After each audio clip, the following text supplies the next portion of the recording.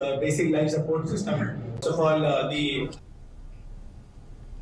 కాకినాడ జిల్లా పిఠాపురం నియోజకవర్గంలో కూటమి నేతల మధ్య పోరు రసవత్తరంగా మారుతోంది. తెలుగుదేశం పార్టీని పూర్తిగా విస్మరించే ప్రయత్నంతో కింది స్థాయి నాయకులు, టీడీపీ సర్పంచులు సైతం రాజీనామాలకు సిద్ధపడుతున్నారు. జనసేన పార్టీ నాయకులు తమను కించపరుస్తున్నారని, తెలుగుదేశం జెండా లేకుండా చేసే ప్రయత్నాలు చేస్తున్నారనే ఆవేదన నాయకుల్లో కనిపిస్తోంది.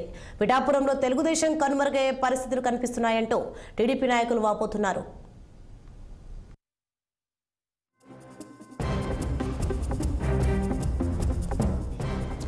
దీనిపై మరింత సమాచారం మా ప్రతినిధి దుర్రాని అందిస్తారు.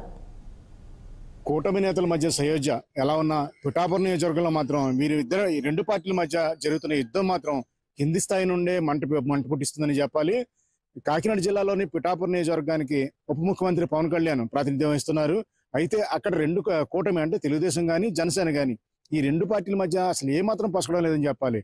తెలుగుదేశానికి ఎస్విఎస్ఎన్ వర్మ ప్రాతినిధ్యం వహిస్తుండగా కూటమికి అయితే జనసేనకి అయితే కనుక వివిధ నాయకులు అంటే నాగబాబు కానీ, మర్రెడ్డి శ్రీనివాస్ కానీ ఇలా చాలా మంది నాయకులు జనసేనకు ప్రాతినిధ్యం వహిస్తున్నారు.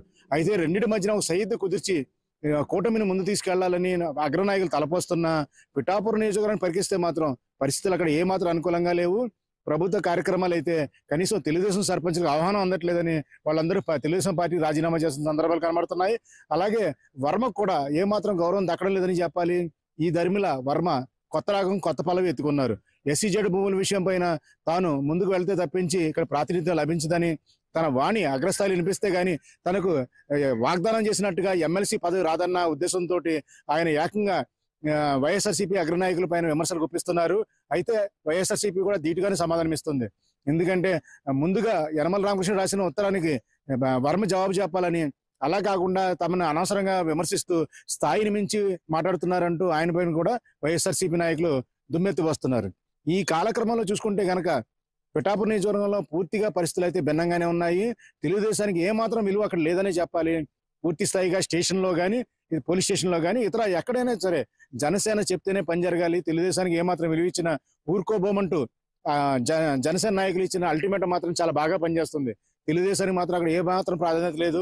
ఏ కార్యక్రమంలో చూసినా సరే అధికారులు సైతం జనసేన నాయకులు చెప్తేనే ముందు సాగుతున్నారు.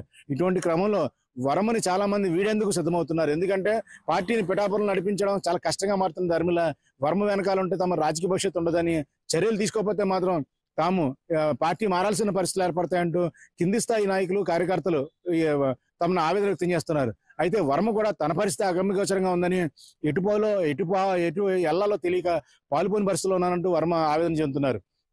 ఇటువంటి క్రమంలో అగ్రనాయకత్వం అయినా దిగి పిఠాపురంలో పరిస్థితి సద్మానిస్తుందా, లేకపోతే పూర్తిగా పిఠాపురం పవన్ తాలూకు ఉప ముఖ్యమంత్రి పవన్ కళ్యాణ్ తాలూకా అంటూ జెండా ఓన్లీ జనసేన జెండా మాత్రం ఎగరవేసేలా చర్యలు ఉంటుందా?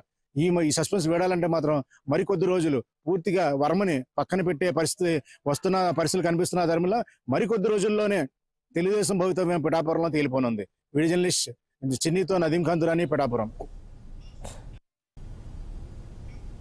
ఇవి ఇప్పుడు updates. For more updates keep watching 6 TV.